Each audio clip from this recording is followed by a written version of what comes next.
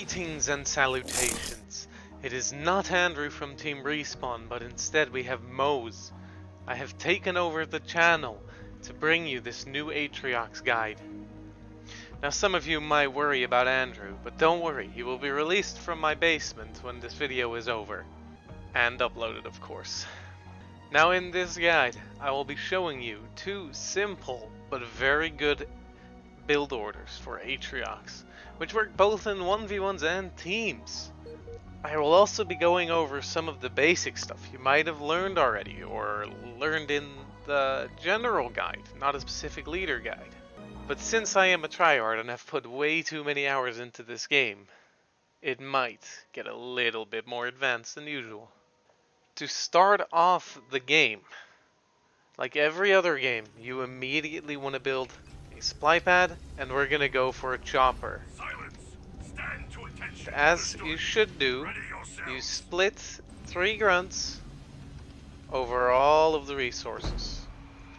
Now the goal of this is to keep the grunts always collecting. This way our money will line up perfectly. The first harvester should always be upgraded right away. And for this specific build, our first leader points will go into fortifications. Now we're not actually going for an early expansion,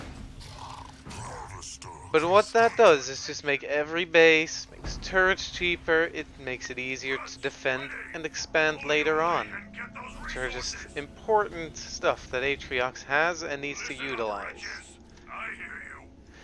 Now, after you build the third building, the power extractor, you immediately upgrade it when it's done, and you get the first mini. On map with 2 minis running, and you get 2 of course. Then once this, around 1 minute 20 into the game, we go for the second mini. Because we don't want to lose our minis. The second most important thing that we're doing in this game is we're keeping all of the pads constantly building. We never want to have one not building. Now, the chopper, it's optional. You can send it across the map to collect some of their resources. You can use it to collect your own resources. But what the chopper does, it fights very well versus all the marines that the enemy can have. As you can see, while constantly building, and because we upgraded the power extractor right away, we can immediately get the chosen once the war council finishes. Now this grunt is done, we can get the last mini. Now our next leader point can either be countermeasures or mines. Dying breath is not useful until later into the game, so we're gonna go with the plasma mines, and we're gonna just start spamming 6 grunts. Now something that I have not yet explained, but the nodes will only be collected once the chosen is out. Now why is this important, you might think? This is important because 6 sentinels give a chosen veterancy 1. Which, for the people who don't know, give him 15% extra armor compared to the normal chosen. Once plasma rounds is finished, we can recycle it for another power extractor. From there on out, you only want to build choppers on all of the out of all of your bases. Now this is where it gets a little more advanced, because as you can see, we've been constantly keeping our units moving. We've been scouting around, which is stuff you can try to do, but is not necessary if you're not very high level yet. Now then, we send the chosen to the next node, we get a grunt collecting it, and then the chosen will do the rest. As you can see, the chosen gets the last shot on the sentinels, which allows him to get that experience for the veterancy. Another important note for any leader is to always immediately upgrade the power extractors. Leaving it unupgraded will leave you with less power when you go to Tech 2, and in Tech 2 is when you need it the most. At this point, you're not spending any power anymore except for the 15 on choppers. That's how we go for Tech 2, and that's when we, like, how we get map control. Like, as you can see, we get all the nodes. Of course, the opponent's going to be fighting for it, but you will have a chosen and choppers. If the enemy is UNSC, you can ram the snipers, you can ram the hero, anything to help the chosen get more kills. The most important part of Atriox is his chosen in the early game. It becomes such a late game beast, while in the early game it is easy to get kills with him. Now, as soon as we go to Tech 2, when we had the power, or right before it, you grab an expansion. This will leave us with enough money. This is also when we can upgrade the harvesters, and we get the war council back on a mini. In Tech 2, you can choose to do a couple of things. Right now, we have map control, we have more bases, so we don't need to make very many counter units. This is when you can be greedy, just go for 2 foundries, and save up the power to go for early Tech 3.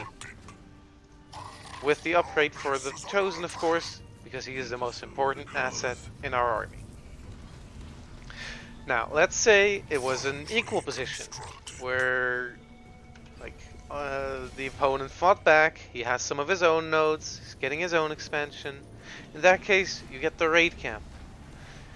And instead of marauders, you want to get reavers, rangers, and hunters.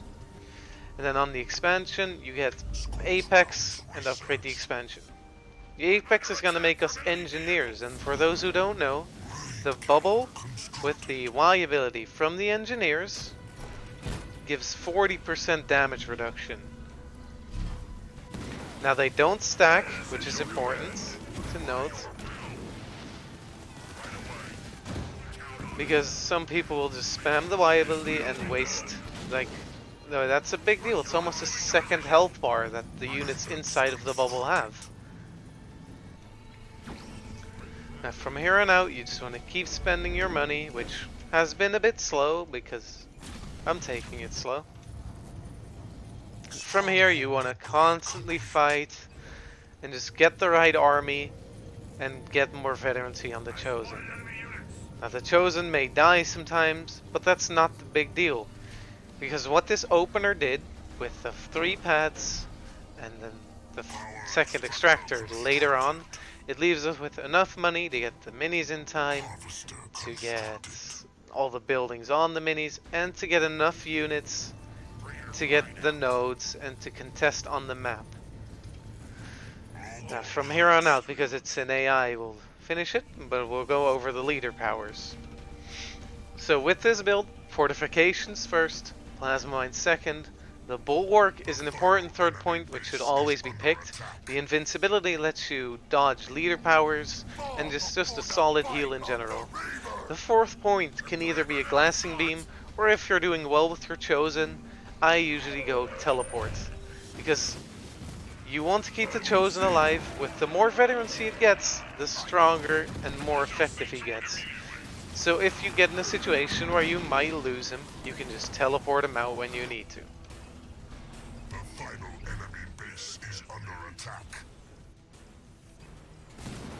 Now then, for our 5th leader point, of course you go eradication, or if you're in a lesser position, you want to get unbreakable. What I mean within a lesser position is when you're getting pushed, when you just have less army, or when the enemy has more of the map than you do, because you want to get back into the game. Now, what gets you back into the game? A good engagement where you kill the enemy's army. When unbreakable allows you to get in such a position.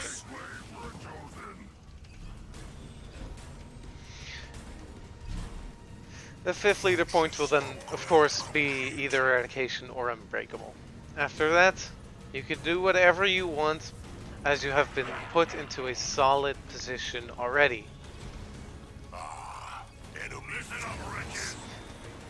Another nice little trick I may have done during this game but not explained. You can put 2 grunts on hold position on the high ground, but that's for most maps actually, as most expansions will have a high ground near, and if you put a hold positioned unit there, they won't be able to see it, but you will know when they take their second base. Now once we get to Tech 3, the army switches up. What the army now becomes is just wraiths with engineers and the chosen. Of course, if you're fighting mass air, you will have more reavers.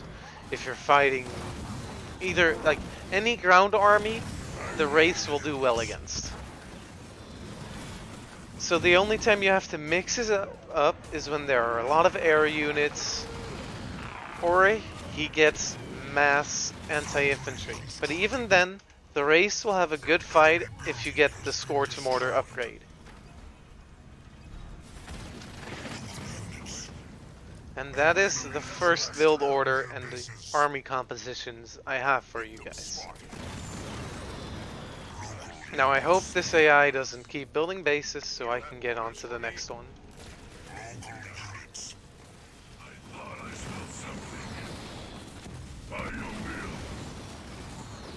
As you can see, even without Tech 3, the Chosen will deal an insane amount of damage because he has that Veteran 2. He'll also be able to tank a lot more. For people who want to know the specific numbers, Veteran 1, as I said, gives 15% armor and 15% damage bonus. Veteran 2 ups that to 40% for both, and Veteran 3 makes it 90%. Almost a second health bar for your hero. It is the same for every unit, but what's not the same is the rate at which units get Veteran C. Some heroes require more experience points or more kills to gain Veterancy. Veterancy is also only gained while the hero is standing still. If you have a hero chasing after an army and shooting them, getting kills, he will actually not get any experience points. Which some might think is a bug in the game, but I personally think that is more balanced. Now, for the second build order, we will be doing a more aggressive build instead of just taking the nodes, getting the map. And instead we open with 2 grunts as well. Of course, collecting resources is always the same. That never changes any game. Now what's so different about this build order, you might think? That will become clear at around the 1 minute 30 mark.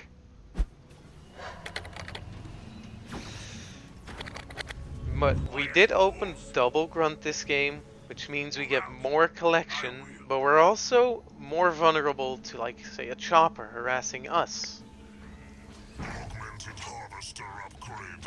So far, so good, but we get 2 batches of power, which gives us enough power to upgrade this as soon as it's finished.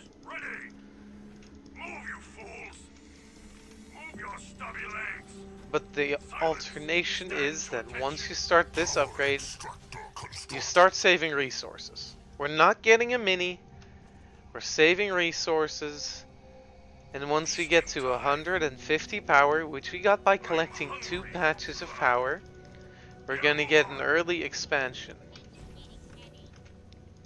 From there, we get the 5th building. It's gonna be the War Council again, but we just have to delay it a few seconds as we spend power on the expansion. This is when you also start banking minerals, so we can start getting the mini bases, which you don't want to have stolen, so if they are looking like they want to take your mini, you of course want to try and prevent that. But most people won't actually do that. Now, the difference with this build is we still get the node with the Chosen. We still spam grunts, but in this case we won't go into choppers with it. As I said before the start of this is going to be a more aggressive build.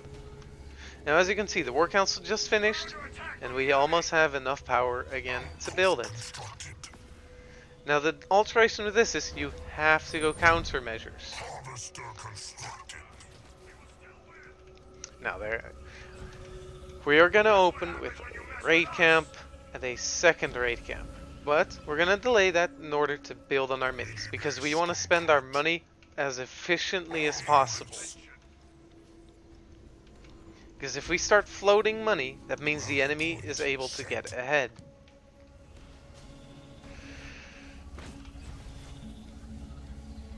We're going to get one jump pack route, and then we save power to get the plasma rounds upgrade.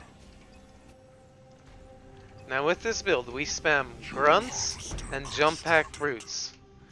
Once the Chosen is out, and the upgrade is finished, that's when we move across the map and try to deal some damage to our opponent.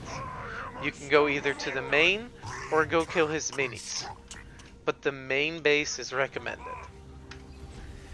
Now, because we don't have the choppers, we will be vulnerable to snipers or mass scout spam from the enemy, or mass choppers or rabbits even.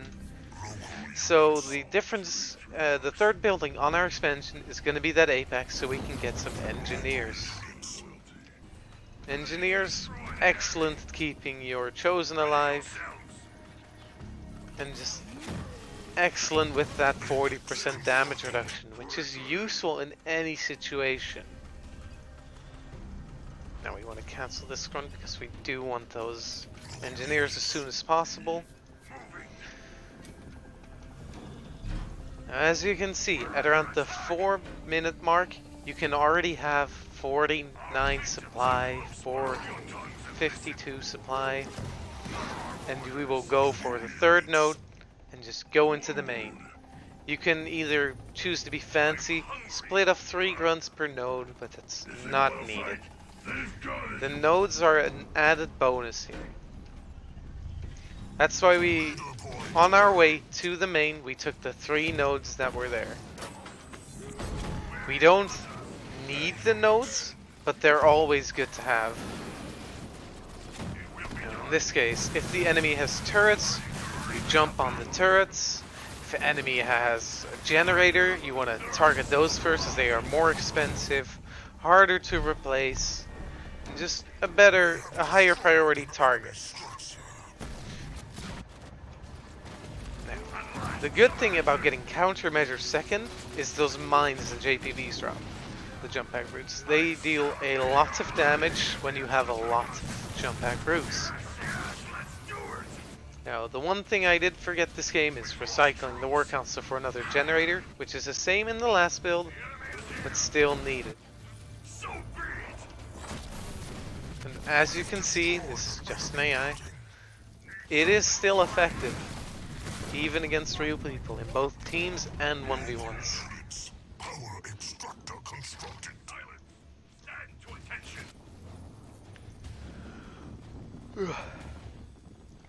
The unit compositions for when you get to Tech 3 are almost the same, except you will have the second base faster, you will already have raid camps for rangers and hunters. You can either choose to recycle one for a foundry once you get to Tech 2, or just leave both and go more infantry based. Both are valid options. And the Tech 3 army is, well, basically the same as if you were as the last one, where you just go mass wraith, unless you are forced to respond to what the enemy is doing. This bot chose to be annoying, so we'll go annoy him back. Honestly, thought it was over. This is quite the shocker.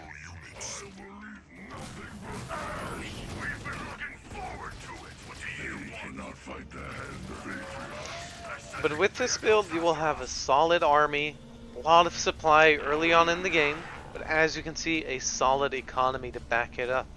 You are in no way behind economically because you still made the 4 economic buildings and you get the hero to be safe. Destroyed. The earlier expansion only delays your minis. Now, is that the biggest deal? No, because you get 3 extra building slots, which you can use to get the advantage.